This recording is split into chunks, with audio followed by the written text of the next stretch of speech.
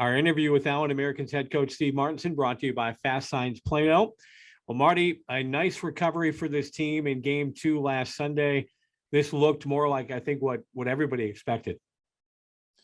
Yeah, I mean, unfortunately, it was a big night. It's an opening night, and we just came out. I didn't see it coming. I didn't see any of it in practice. And, but when you don't play a preseason game, and I'm not saying, there's just nobody wants to play us that's nearby. And, Tulsa has to play Wichita because they at the time they were owned by the same team.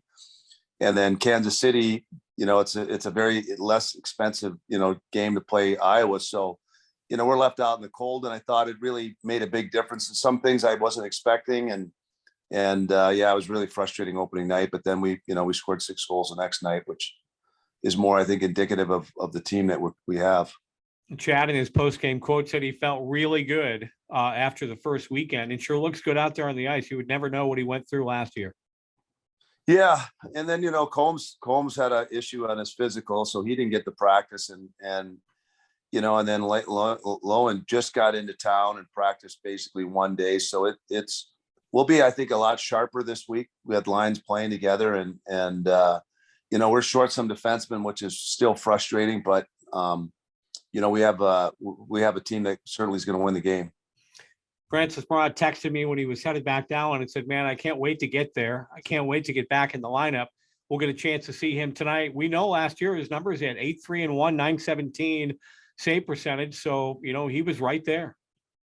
Yeah. No, he's a top goalie, and he competes really hard. He's in top shape. And, that's why he got signed by San Diego, is because, he didn't eliminate himself in camp, and he did well in the Kraken camp. So, getting that year under your belt and the experience, and, he played a ton of games in college, and he's a little frustrated not being able to play yet this year. So he'll be chomping at the bit to get in the lineup. Our last thing, our Neuro-Vision keys to the game. Marty, what's the biggest key to beating Utah tonight? Well, the biggest key right now is not to beat ourselves. Like if you don't score on an odd man rush, a lot of times if you don't score an odd man rush, you give up one the other way. And that's the reason you have an odd man rush. There's guys behind you. And if the puck gets, kicked back, then you have an odd man. And that really killed us the first night. Still, I didn't like our back checking, our play without the puck the second night.